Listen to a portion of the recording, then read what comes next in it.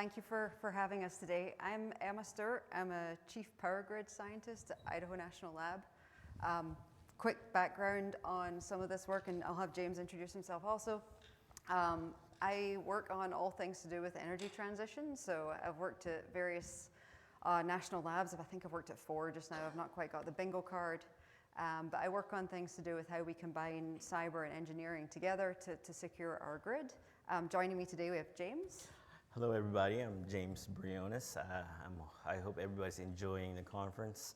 I'm with Department of Energy, Grid Deployment Office. Actually, about a year ago, I boomeranged back to the department, coming from Amazon Web Services, after spending a few years there. But prior to that, I helped build the cybersecurity program within the Department of Energy.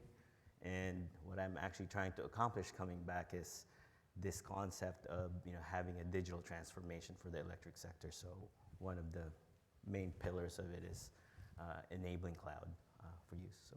Awesome. So today we're here to talk about what we're calling cloud enabling the electric grid. So I'm going to sort of go between various things to do with how the electric grid works. I will try and explain acronyms and not just talk in random grid acronyms. Talk various things about how the grid works and why almost everything is going towards the cloud at the moment. Some good and bad reasons for that, and also some of the frameworks we've been working on to try and help people secure that better. So in this sort of digital transition that's been going on, we've got to this point where the electric grid was mostly an analog system. It's been great. In various ways, we can use those big switches to get things back online when bad things happen. At various points, when people talk about there being sort of massive blackouts or big problems with relatively small cyber things, what we normally say is, well, half the time we can probably go back to manual and switch things back. We're moving things away from that just now. The way we change power is, or the way we deliver power is changing entirely at this point. We have all sorts of digital components, be that inverters, we have batteries, we have solar, we have a massive amount of digitization going on. We also have traditional generators trying to modernize, meaning they add new controls, they add different monitoring to their systems. Basically, our entire system is moving towards this more digital environment, so more distributed, more architectures everywhere. It's relatively complex. I did actually use ChatGPT to try and make a picture depicting this, and it came out relatively disturbing, actually. But mostly to talk about how things are going towards this more computational environment, which is why we're all here. This is a cyber-related conference, so we're moving towards that environment now. But the cloud is essentially everywhere at this point. Every single digitization we look at, there is very likely a cloud-based application sitting somewhere behind that for some kind of application. Again, there's also these massive expectations that are coming for this electric grid just now. People want more power for everything. To actually be able to do some of the really cool things we're seeing on AI or new applications, there needs to be data centers, which happen to draw a huge amount of power. People have more reliability expectations. Yes, it's really great when we turn on the lights and they come on, but people are requiring more of that now because so much of our system is actually dependent on us having electricity. We have expectations. People want independence. They want to be independent on their energy choices, be that picking to put solar on their house or do something else or have an electric vehicle. People want choices all over, and again, there's that expectation of reliability. When they want it to be there, they want to be able to use it. And also complication. This is complicated. There's a lot going on just now. We used to just have big spinning generators. It was great. But again, it's more complicated when you have 25 different sources of energy versus 3 or 4 that we rely on. But we also want it to be more clean. We're looking at how we evolve things because of things to do with climate change, massive weather disasters. It just needs to get better. So whereas we do still have probably the most resilient, reliable power grid in the world, despite all the things you see on the news, we do still have the most reliable system that exists. That being said, that is changing. You see things fall down every day. So how do we actually get all the benefits from this digital energy transition, but also try and minimize the risk? And that's the sort of subject that we're talking about today.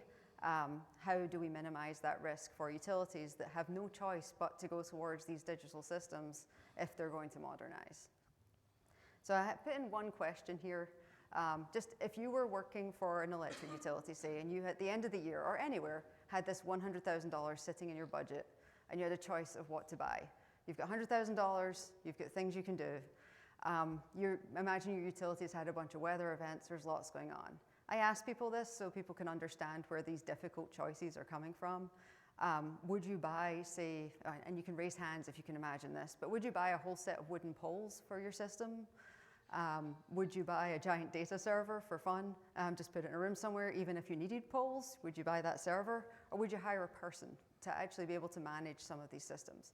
I don't know if anyone has any preference on 1, 2, or 3, but from my perspective, it's a very difficult decision for people to make what they're actually going to buy.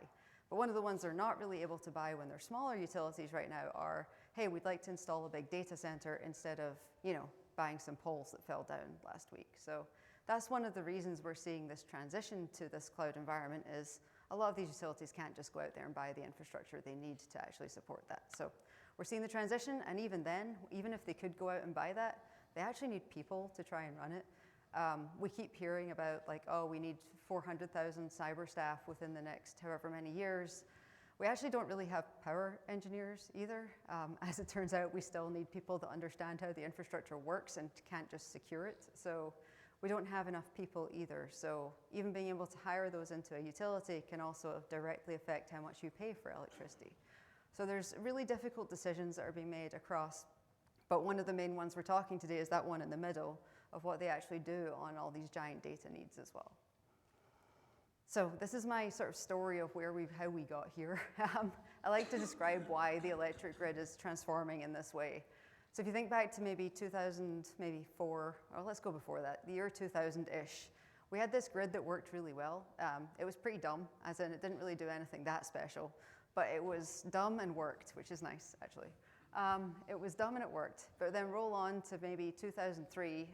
I didn't grow up here, as you can maybe tell by the accent, but the whole world did actually hear about the Northeast blackout. During that blackout, it changed the way that we manage the security and resilience of power, the formation of things to do with NERC, the Reliability Corporation, and how you actually measure the system, because partially that was caused by an imbalance in the system that nobody could see because there wasn't any sensors. So roll in us getting these digitized sensors onto the network. We get to around 2008, 2009, we decided everything needed to be smart. Everything was going to be the smart grid. I actually didn't put this graph in, but I have some graph of how often people said smart grid and how not smart the grid was getting at the same time. So everything needed to be smart around 2008. There was actually a lot of money going into that from the American Recovery Act. That was when we funded a lot of the smart grid, the smart meters that went into your homes. Then we roll on a little bit longer. We've realized that climate change may actually be an issue and our energy delivery is not very clean. So we wanted everything to be clean at the same time. But then we get to around, say, 2015. We realized that we definitely needed it to be really physically secure. Things happened around the Metcalfe substation, various other things to do with the Ukraine also. So we finally realized we probably need to secure all this stuff that's there as well. So that was, but I would say it's going to be the smartest. I have this sort of running joke that if you go to any of the energy conferences, different to here where you got the other set of buzzwords, if you go to things like Distributech, you'll see smart, smartest, smarter in all the names of the companies. It's been going on for the last 10 years. We like to go and count how many times they say it. But now we're at the smartest grid possible. We move forward to interdependent, as in during things like the Colonial Pipeline events, people realize that we actually depend on other things to run our grid. We're also running out of water, say on the West Coast occasionally, which caused various problems on hydropower. And then we're like, we spoke too soon. As it turns out, we kind of need everything. We need it to be smart, we need it to be reliable, we know it's interdependent, we need it to be secure. As it turns out, we spoke too soon. Various things are now going awry, and we're not actually the smartest, most secure environment that we thought. I say common word because at that point is when I believe my family started knowing to ask me, as it turns out you work on power grid stuff and now we've realized we know how it works and we're going to ask you questions all day, every day about how things work. So it's a kitchen word now. You go in, your family are asking you how things work. You get very tired of it very quickly. But then we move on to a couple years ago, shields up. I call this where we started telling everyone they need to put their shields up. There were much worse cyber events coming. And then again, we keep going in this cycle where then we had more climate impact. There's been wildfire events, more physical events. Again, this all accelerates in the last 3 years. and to the point where we're basically trying to do everything on the electric grid all at the same time. And that's where people like James come in Department of Energy, because they're working on, when I say funding, a lot of the work we're doing here is to do with the infrastructure bill, which was how do we put money into actually doing all of these things all at the same time, and how do we do it right? So that's where we are now. I've told this story in a couple places, but it's how I explain why load and other things behind the meter are actually important. This is just a story of sporting events in the UK when the Scottish tennis player Andy Murray was in Wimbledon and actually looked like he might win. Scotland's not well known for our sports, really. We don't win much, so everyone was very excited. And so the blue graph here is what was happening, what normally happens on the UK grid during a normal day. This is what the normal load profile would look like on a normal working day in the UK. So this was when people didn't work at home as well, so the load's a little less during the middle of the day and then ramps up towards dinner time. On the red graph was actually where you could see the giant load changes because everyone in Scotland was turning on their teacups or tea kettles all at the same time. So at one point in the middle of the day, there was the end of a set in tennis, and so everyone in Scotland went and turned on their tea kettle to go and get some hot water and drink a cup of tea. So the load jumped, I believe it was like 220 megawatts at that point, which is pretty big in the UK. There was actually a frequency event that was starting around then, except they kind of caught on that something was going awry with everyone in Scotland, because if you think about the way the grid structured, it was everyone in the north was doing one action and everyone in the south was angry. And so we get towards the end where Andy Murray was actually going to win, and everyone in Scotland kind of sat down at the same time and stopped doing things. So essentially the grid dropped its load by about 50% within a couple minutes, which is enormous. And basically it's because everyone stopped moving. Everyone just wanted to watch that TV and watch what was going on. And so that actually did cause a frequency event, which in the end picked up super rapidly right after, which is also a problem when everyone starts doing everything at the same time. But I put this all up to explain that the loads that are sitting behind our meters that we think are small and don't have that much impact actually can have a huge impact on the system if they're coordinated or seen in some way to everyone do the same thing. And that's where we really think about sort of cloud activities. One of the things there is to help us actually coordinate those things better and how we do that in future. So. Thanks, Emma. Part of the reason why I'm part of this presentation is I just really wanted to kind of, present to the audience here on what Grid Deployment Office is doing from the Department of Energy in terms of digital transformation. So if you're not aware, the Grid Deployment Office was, through the Bipartisan Infrastructure Law and Inflation Reduction Act, we have about $20.5 billion that we're managing to do grid modernization. And one of the elements that I feel like it's very important is to make sure that we look at solutions like the cloud to make sure that we leverage these solutions and use it for the electric sector. We all know that other sectors have used it, telco, financial services, you name it, right? All those critical infrastructure have already moved really quickly on making sure that we leverage the cloud. And as we look into this in our industry, and by the way, by raise of hands, how many asset owners and operators are in the room? Plenty, awesome. So, and you're gonna like this. So with some resources from the federal government, right? So we have this program that we're working with the Idaho National Lab that we could really assist and help de-risk your journey to go to the cloud, right? So, and in a way that, you could test it out and you could demonstrate the use cases for your particular application. And at the end of when we go on the Q&A, we can talk about it some more if you have any questions. So the way we're seeing it is, as we move into this modernized grid, we're thinking that a lot of these solutions will be everywhere, right? And to do that, we need to be able to deploy the solutions responsibly. So that's why Emma is presenting today, is to figure out a way so we can have some sort of taxonomy or some basis on what responsible use of cloud for the electric sector looks like. So Emma, I'll bring it back to you. So James loves to use the word responsible in all of his projects as well, and it's became my running, I call everything responsible James. So that's, so interconnected independent cloud everywhere is what we're really talking about. So when you have your sort of generating stations with your energy management systems, you have your SCADA, you have your measurement systems coming out of transmission, your planning applications that go in there to actually help us build these new lines. We have things that might want to shed load. I don't know how many people are in Texas. Sorry for things that have been happening there on shedding load. But we need to shed load at various points when our generators aren't working that well. We have demand response and we have meter data. All of these things need to actually combine together for us to manage this. Traditionally, we manage everything separately in these silos. But with this new cloud versions of things, there's A, both ways we connect them together, but B, both ways we screw that up by connecting them together at the same time. So this is what we're putting together as frameworks so people understand what the consequences of these things, both good and bad. But it's not just electric. I think James said this, it's everyone. Everyone is looking at something to do with this. And again, lots of these sectors can't actually afford to modernize without using a cloud-based architecture for doing it. So we're really there. I'll also say that in various ways, the cloud can be more resilient than just buying a data server. I worked with a small utility that actually had a data incident. I was doing an incident response with them because they had data loss. But when they'd called me, I was like, how did you lose it to begin with? Because it was a really weird conversation. And they were like, well, it was a tornado. I'm like, what? They basically, a tornado had gone through the corner of their operations center and took the servers with it.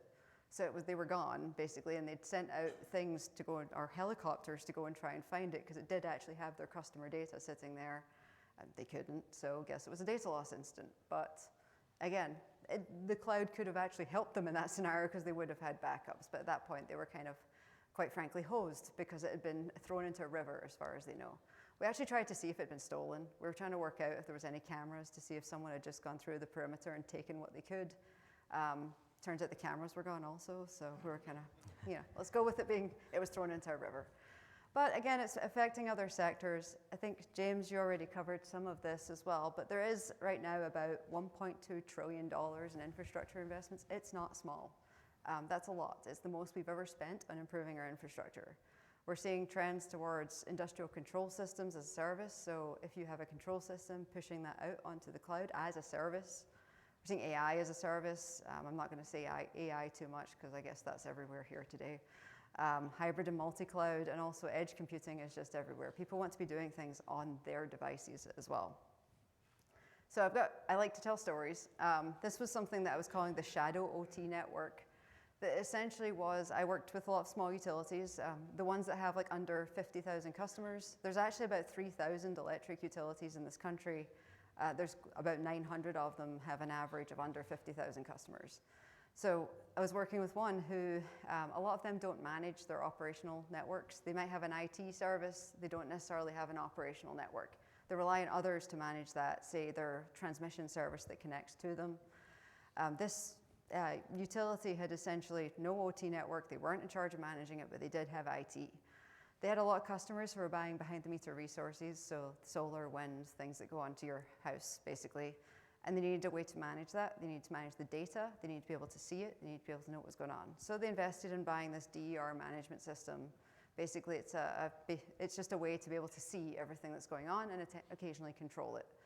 But they didn't have any actual infrastructure to put that on, and so they decided to have a DERMS and put it onto the cloud, meaning that they somehow had managed to create this shadow network of having an OT system sitting on the cloud that was controlling things that did actually connect to their electric grid. It was an operational network, but their generation and transmission entity that actually served their OT had no idea they'd really actually done all of this at the time, so it became called their shadow OT network. That didn't go down that well, as it turns out. They weren't that happy about that situation. It had also managed to connect to various things, and so they hadn't deployed that relatively responsibly. It was kind of reliant on the company that was deploying it for them to do it. It's part of why we're doing this, is reliance on others to do the work is causing various concerns. So there's competing objectives, I think I've mentioned. We are trying to connect everything. The most resilient way for us to actually operate these massive distributed networks is to be everything is connected together. It means they will communicate with each other. They'll control different things, but them communicating with each other is actually the most resilient, reliable way for all of the little devices to work together. But the most secure way for that to work is nothing talks to anything. It'd be great if they all just sat there and autonomously worked without talking to anything. So when we're in these two environments where we might have an engineering team on one side and a cyber team on the other, half the time they're arguing that one wants to just say, hey, just connect everything. It'd be much easier for us to manage that. Just let it all talk. And then the cyber team are screaming at them saying, don't do that. And so we're kind of stuck in this middle ground for all of one wants to do less, one wants to do more. How do we actually get there? Various ways that we can do that, like we've got design principles for these things, but this is what this framework was really about, is making those groups talk together. So we call it the CIRRUS framework. Yeah, we're very inventive with names in National Labs. It's a cloud framework, so we called it CIRRUS. We're probably going to need to change that name at some point, but right now it's called CIRRUS. And this was our framework that we worked on with the Grid Deployment Office. It's designed for these small utilities. Again, we don't look to sell things. You can't actually necessarily go and buy this. You can go and use it. You can go and take it. You don't need to buy it. But we worked on developing this. It's based on cyber-informed engineering. But the idea is that these small utilities, or medium, or actually anyone, can come and go through a process where they understand the actual consequence of the applications that they're trying to deploy on their system and what the requirements are for those, not from a cyber perspective, but from an actual operations perspective. And then they can work through that until they get to a set of controls that they can understand, that they can deploy, and they understand their needs. Yeah, and to add to that, right, I think what we're trying to accomplish, and with the help of everybody, right, we do have an industry advisory board and we have groups that we're working with, is to how do we really communicate on, what are we missing if we don't deploy through the cloud, right? I think there's some aspects of it, especially in the electric sector, that it's one of those things that working through the cybersecurity program for DOE, it's in the early 2000s, nobody wants to do this, right? But now I think we have this big federal money that we could leverage and see, hey, can we de-risk some of these investment and say, can we take a look at the solution? So we might see the benefits of it. And this tool or assessment tool that we're trying to put together can kind of give you that, ability to understand, share it with your C-level, share it with your ratepayer, your commissioners. You can share it with the regulator to see, and we all can look at the same data, right? That these are the risks that you might be taking, but here are the things that you can mitigate it with if you do a deploy and decide to do your transformation. Yeah, we want people to still modernize. Like, one of the easiest things people can do right now is go backwards. They're like, nope, we don't want to do this. We can't do it securely. We have no people. And so we're trying to get people to the right point. That doesn't mean we're ever going to tell them absolutely everything you do should go in the cloud. It's going to be great. No, we're not going to tell them that. We're also not going to tell them no. We're going to say, here's how you get there in a reasonable way. And here's the benefits and the consequence of the applications you're doing as well. So just to talk about who the people we expect to use these things are. We're talking, and I'm going to complain here that I'd actually got a tech editor to help me with this, and I had some really good women as the pictures, and they decided to switch them out for people without hair. So I am very sad about that.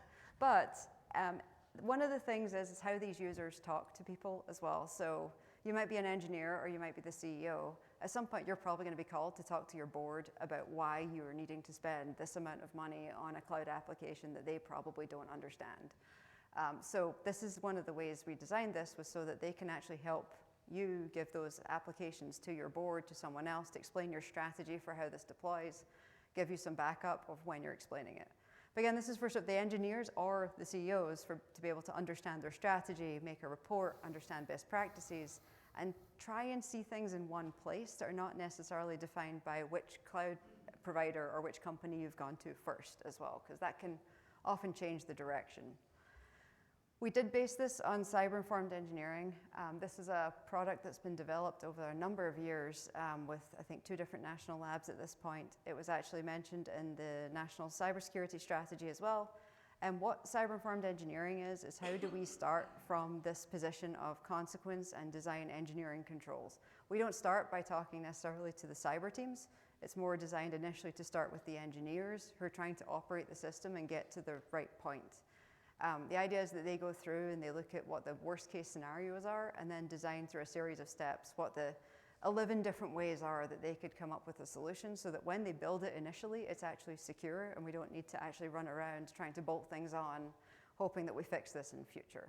So it's really so that we get to the core of having security into the designs that we're putting in place and the right decisions are made. Again, it focuses on engineers and technicians. They can be relatively crafty, actually. They can come up with solutions that you might never think of, but they need things presented in a way that makes sense to them, but also makes sense to the cyber teams that are trying to protect some of these events that are happening, or from some of these events. Yeah, it's meant to help with culture as well. Those teams don't talk super well together. I'm an engineer by training. I have the title scientist. I don't talk to scientists all the time. But I'm an engineer by training, and I sometimes see how the words don't work between the two teams. Language is really important in this situation, and people are often talking past each other and just getting stuck. And so that's one of the goals, to help people talk to each other, have that culture in place, and really get people to use those engineering techniques to eliminate the specific initial harmful consequences, I can speak, and work from there. So again, it's meant to be designed at the beginning. Usually when we get to systems integration is the point where we're saying, in a design life cycle in OT, we're looking at, okay, we're going to integrate the system. How do we secure it? We want to be able to start at the beginning during the requirements, and I'll sort of talk through this from the service framework perspective, but start at the requirements. So where those cybersecurity risk mitigations are most effective and efficient will be when they're applied at the beginning. The framework design principles, again, it's meant to help people get to yes in a responsible way. So it's consequence driven. We've got cost and benefit everywhere. We don't necessarily tell them exactly how much it will cost. It's more done on when the dollar restaurant scale, where you have $1 versus $4, helping people see that go up and down based on design decisions. Repeatable and forward looking, but able to look at the potential modernization paths, not just a one and done, but more, here's 92 ways you could actually go with this. Again, they always start with a readiness assessment. I'll actually skip forward a little faster onto what our use case actually was that we started with. I told you about acronyms. I've got lots of them in this slide for fun. Advanced distribution management systems are one of the more modernizing systems that utilities can use. They're essentially a series of applications that are actually put together into one big framework that helps a distribution entity, for example, manage almost everything on their system. They can see it, they can control it, they can manage, and they can plan. So basically they get to do every single piece. It does involve about 92 acronyms that end in MS, which isn't that helpful a lot of the time. But it's everything from intelligent devices, automation, substations, it's all the full spectrum. So when we're talking about segmenting things, we're way beyond that already. We're fully into this integrated system as well. So it's the use case we're using is if a utility where they are wanting to deploy this new ADMS, some of the new and some of the better and more secure ones that are coming out are actually based in cloud applications. So we're trying to see how to help a utility understand what they're doing. But right at the very beginning, we go through this and actually assess consequence. So what's good and what's bad? Again, consequence can be a positive one, or what's the consequence of not deploying this application? They go through, and in the first step, they're looking at how does this application actually support the organization? What are the concept of operations for this?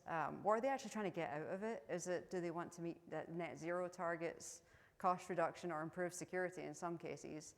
And then what would happen when it fails? That's the biggest question. As in, if this didn't happen, what would actually happen? Be it from a loss of life in electricity. As it turns out, people are actually touching wires, and loss of life is an actual real consequence. Or loss of load can also result in loss of life, because if your heating turns off in the middle of winter, it can go pretty badly.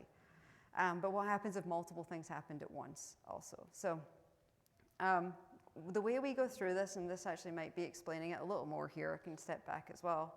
We score and rank the different consequences. So starting with back to here, the benefit and consequence assessment for the different applications in there. To explain a little bit, fault location is literally something has touched a line or it's broken somewhere, we're trying to find the fault. Restoration is the process of fixing that. Planning is a forward-looking process where they're trying to put new things onto the system. SCADA is SCADA. Protection systems are actually trying to, protect the bulk system from an event. So the big lines, basically they use protection systems and fuses to stop the bottom half of the system affecting the top half. It's one of the best things I like to talk about in cyber talks, where people are telling me all the devices are going to work together and it's going to take out the bulk system. We have fuses, they're great, they're going to blow up first, and those can be replaced. But we also have these controls. So what we do is go through each of these applications and work out what are the worst things that can happen here and calculate a rank of those consequences. So we started initially with things like a protection system and a planning system. What's the difference in those going wrong? Well, a protection system that might be there to save someone's life also, or stop the bulk system from going down. Putting something that has that latency or that control need, as in protection has to operate in the time scale where it's disconnecting a human from a line type thing. So if you're touching a wire, you probably don't necessarily want a system to go to the cloud to then say, well, we think we should disconnect you from that wire and then send it back.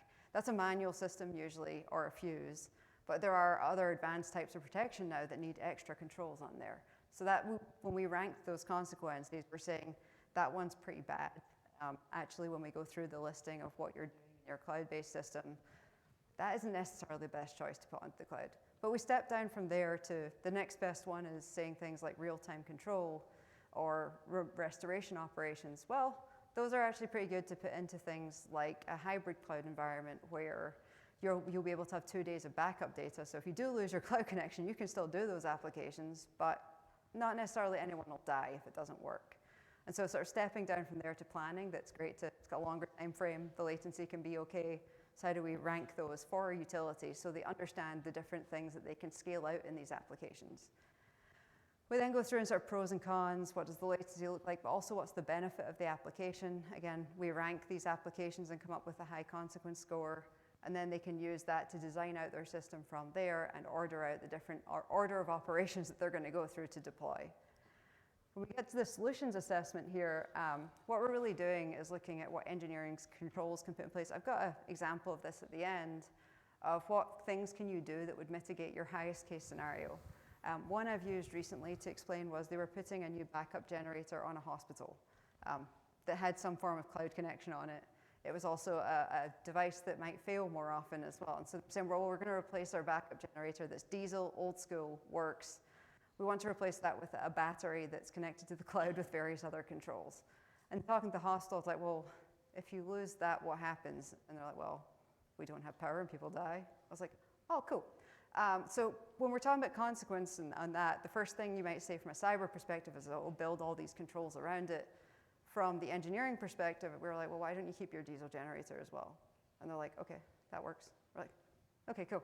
So they can actually do the new thing. They can rely on the new thing, but they came up with a different engineering control that helps us mitigate probably the highest cyber consequence from there as well.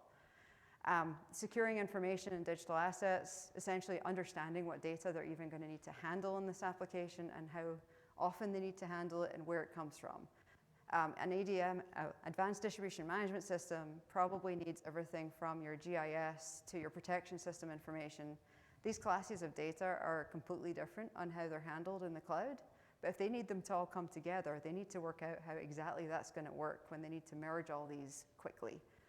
Simplification, don't make it more difficult than it needs to be. Like if there's an application they don't really need in there, say they had 10 applications they wanted in their Advanced Distribution Management System, if there's some in there that have a higher risk from a cyber perspective that they didn't really need, can they just get rid of it? Like they don't actually need it to be there. So delete this out of your plan for the requirements. Again, these are all examples. There's actually about 93 different versions of this that we've written with controls that people can pick from in the tool. And then securing your supply chain and digital assets. Do you actually have an asset inventory is one of the questions we asked. Most of them said, no, not really. It's a really good start if you're going to do a cloud application. Here's a simple tool to do that. Getting people to that next step. But last, we also have things like how do you plan resilience into your system? So what happens if you do have one part of this fails? Can you prioritize your applications? Again, these are users going through this and going through these steps together to try and come up with a plan at the end. And then very quickly, we also do evaluate who they are and what they are. I think I might have missed this at the beginning, but we look at their staffing, their training, how compliant they are already. So basically, if you were a small utility, you came in, you said you had 7,000 customers, and you've got one IT staff, and that's it, and occasionally you use Geek Squads for support. One of the things we'd put in here is, okay, you should probably work on training some staff on cloud security. Also, you should probably hire someone, and at the end, we give them a map of here's how you get to having a person and a secure system, including the humans that you might need in there. So again, a lot of this is based around the maturity of that particular entity also. Just on an engineering case study that we actually did, which was around serving, this was actually a water entity. So essentially served about 100 square miles and 500,000 customers, but they hadn't done any maintenance since 1990, which we all like to pretend was yesterday, sorry. We all pretend was yesterday, but it's a really long time ago and all of our knees hurt. So they hadn't done anything since 1990, and their only option really to manage the system was going to be, wait, I think I'm losing Mike. Oh, it's okay. The only option they had to actually manage that was essentially deploying some controls onto the cloud so they could modernize their whole system. Fun fact also, if you buy a water pump nowadays, there's a good chance it will be connected to the cloud anyway. You can't really buy one that isn't. And so their choice was either do nothing or use this cloud. One of the things the engineers had realized the biggest worry was if this pump cycled too fast, essentially it would blow up, it would just break. And they didn't actually have any good replacement parts for it. So they were just worried they were going to lose their pumps if they got a latency condition that basically caused that pump to cycle. And one of the engineers in the room was kind of like, well, why don't we just put in a time delay on the pump and so it won't cycle and then we'll be okay. And everyone's like, oh, that's $20. Okay, that'll work. And so then they got to yes. Essentially, they were just like, okay, well, here's our biggest consequence. We think we're okay now. Let's move forward to the next steps. They did get through this design process. They were able to apply this new design. But it was a good step forward. But just getting towards the end here, what the output is. So did you do this and what do you get at the end is essentially this series of a report that tells you you're about to go to a request for proposals. Here's the questions you should probably ask whoever's going to do this deployment. So once you've got all these requirements listed now, you can actually ask the right question, which is one of their big challenges, is what do I even ask these providers what I'm meant to be doing? Be that, is my data going to be hosted in the UK or US or anywhere else? What the benefits and cost was, and where they need to work on things. So we get this radar graph that's their key performance indicators that's saying, hey, your staffing's pretty bad, you probably need to add a few more people, or here's some training, or here's the things that you can do. So on the last, do you want to? Yep.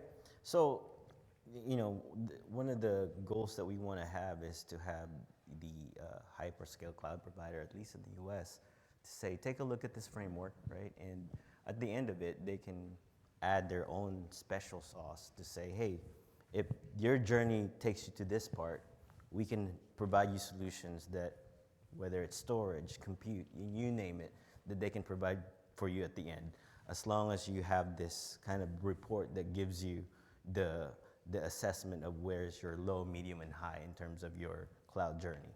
And then what we're trying to do from the Department of Energy standpoint is we actually want to do this and have use cases. So I encourage you to contact Emma or I to work with us on if there's interest from you guys to actually deploy or have a lighthouse project that you want to take a look at this framework and deploy some cloud solutions. We're have some technical assistance and some support that we can provide. Yep. I like to say he only put my email address on there so that Yeah. you call me and not him. But no, we do have this plan for people to use this. So if there's things that people want to talk about or want to do on it, please reach out. We have lots of things going on with it, but just our key takeaways here, it actually matters how we describe these things. So I put here, language matters. If you want to get to a point where a utility is happy, comfortable, and secure with that, we have to work on how they all talk to each other. And using frameworks like this is one way to do that. Bulk security controls generally don't work in these small environments, so ways to do that are important. But things like these approaches really help us get from that sort of yay to a nay, or nay to a yay quicker. I got that wrong and backwards, but either way, we get to yes quicker on these kinds of ways and do it the right way as well. So, but thank you. I think we have a few minutes for questions. Yep, that's it. Thank you.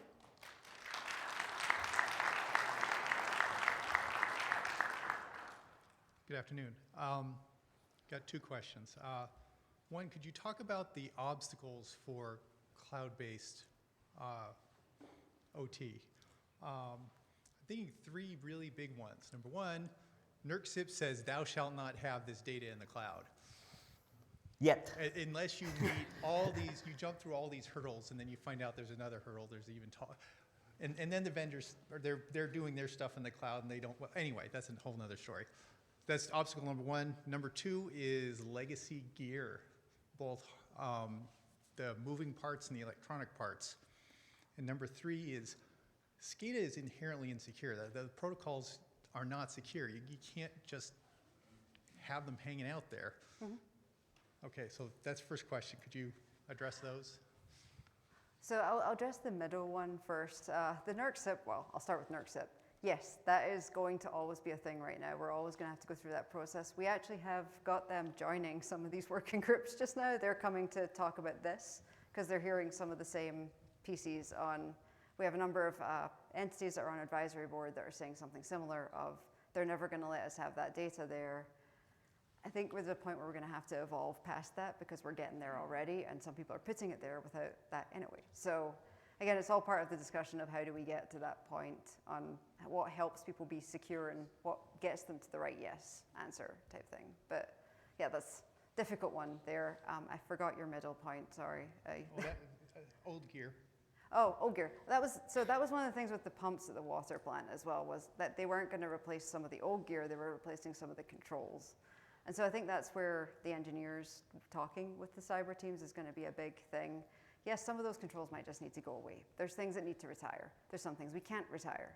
But it is going to take a minute to work out how we build around those. And I think that's if we get the right different teams in the room, there might be some creative solutions to build around the old things so we get past some of these problems as well. So. SCADA protocols are bad? Well, I can't fix SCADA. Like, but I mean, they are, but that's a bigger challenge than we can do here at the moment. But again, we're having to move these systems forward. We're going to have to come up with new ways. But half of the distributed devices we're talking about are not using those protocols either. So as we change those new distributed systems, we're hoping to also change what people are actually using in these environments. So, but we need to secure those too. So that's why we do it at the beginning. Yep. So. And easier one, would you consider this whole approach to be a form of risk management?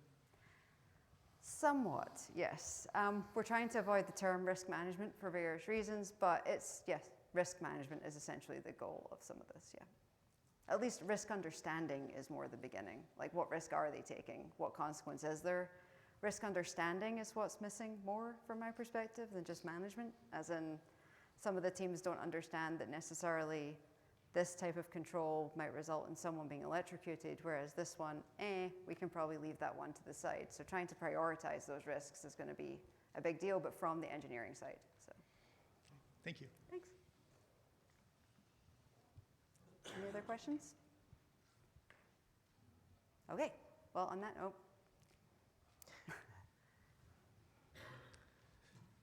So, question for James and Dr. Stewart. From a vendor perspective, from a cloud migration perspective, there's a shift in vendors as well, from legacy OT technology providers to including entities like Azure, GCP, AWS, et cetera. Do you think that this provides an opportunity for different perspectives in terms of how to secure and manage these sorts of data flows? Or is there a risk inherent for having these sorts of traditionally IT providers injected into a different sort of space where perhaps there's less experience on offer? Go ahead. Half of them are on this team just now, which is kind of how we're trying to get there. We got most of the large providers and a few of the smaller ones to join the advisory board so we could work out how everyone could improve at the same time. The idea of this is they just get to do these things also. We'll hand this to them and they can work with their utilities that are trying to do the work. Right. One idea being that if they can bring this kind of framework to the entity they're working for, they also understand what they're managing by putting it into theirs. So if you can show your cloud provider that, by the way, this application is life-saving, we're going to come up with a different set of controls, whereas I think that part's been missed to a degree as well. So that's one of the goals, but they're all on this team, so right. All of them. So. Yeah, excellent. And you know, I don't think we can stop the deployment of it, right? I think there's, you know, entities already that are moving way too fast, I think, in my opinion. So, you know, what this will provide is get the community together, the cloud provider, the utility, the vendors, right? The Schneider Electrics, the Siemens, and say, you know, we're in Azure or we're in GCP. You know, let's talk about how we can frame on this consequence-driven framework so that at the end of it, you know, we can point them to the right solutions. I know AWS might have a different take on that once we figure out the report. Azure might, Google might have their own actual planning tool that they can point them to, right? So I think what this does is we all have the same sheet of music to say, these are the consequences if these applications that you move to the cloud fails. So now what you need to do is, do we have the solution? Does AWS have the solution to have a on-prem systems that also work with the cloud, so that if we need to fail over, we have a failover, or vice versa, right? Can we stay on-prem and then use the cloud as a backup? So you have those different architectures that they can provide, but until we have kind of the understanding of the consequence of the applications you're trying to move, I think this starts the conversation. Okay, can we solve this problem, and then can we move to actually do our cloud journey? So. I say the last part of that is it also protects against the unintended consequence of escalating costs that they didn't realize they were going to have, which can end up making people work backwards as well. So if they realize at the beginning that they actually did need a low latency, high tolerance situation, they'll know that at the beginning now, rather than, oh, by the way, we tried to deploy this and we realized that we can't do that until you do X that costs us this much money. So it's meant to be that they can see a scale of cost and make the best decision for them as well. Very cool. Thank you. Thank you. I think that's us. Okay. I think that's us for today. Thank you very much.